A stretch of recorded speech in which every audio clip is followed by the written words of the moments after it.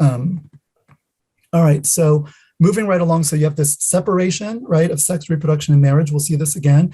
And also now coming back specifically to the LGBT issue, and we'll see this again too, and we'll go into much more detail, that while it separates these three things, which are by nature and moral law and religious, prescription tightly bound to each other, it also amalgamates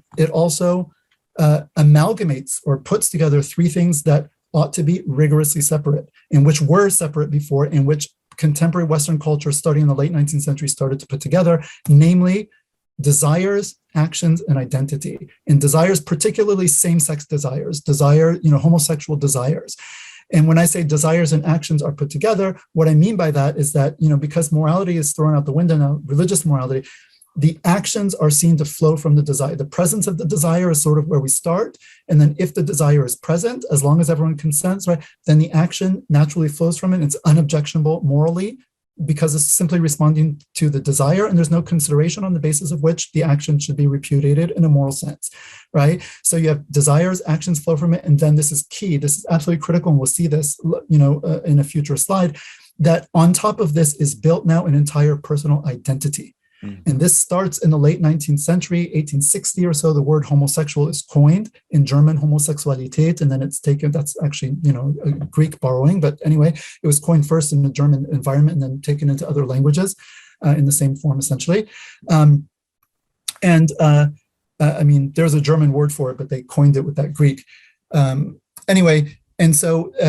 So only quite recently in Western society have people started to see themselves in terms of having a sexual identity. And again, very important, because anyone who grows up in the modern world will take it for granted. Oh, you're gay or straight, or gay, straight, or bi, or, and I read all the time, everyone has asexuality, right? Well, which is your sexuality? Well, no, this idea of asexuality, like ITY, as an abstract noun, this is also a new coinage. Like, what is sexuality? How do you say that in Arabic, or other languages? It's a new thing. So the idea that even 100 years ago or 110, 20 years ago in the West, if you were to ask an average person on the street, are you straight?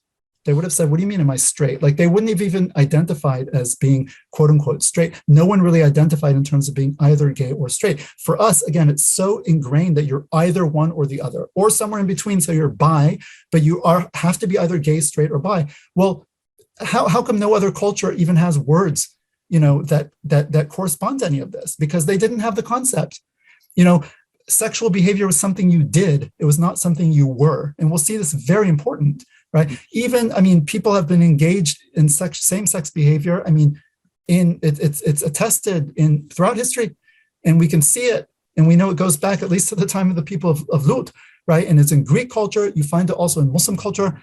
If you look at the actual, culture, of course it existed. It's practically universal, not totally, but practically universal. There seem to be some tribes that don't have a concept of same-sex behavior, but it seems to be quite rare. But the idea is that this was something these were things that people did. It's not something you were. And the analogy would be other sexual behaviors for us today as modernized or modern westernized peoples, right? Someone may or may not engage in X act or Y act, or I don't know, masturbation or something like that.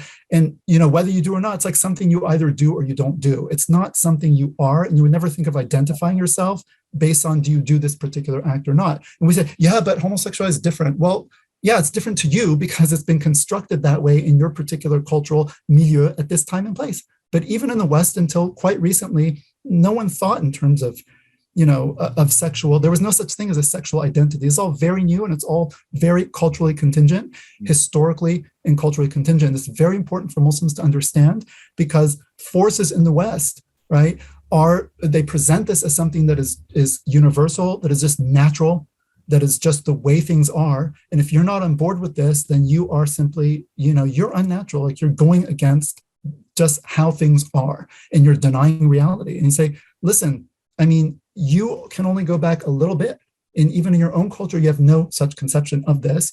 And so by what fiat, by what right do you sort of, have the fiat to just say, well, this is now a universal truth?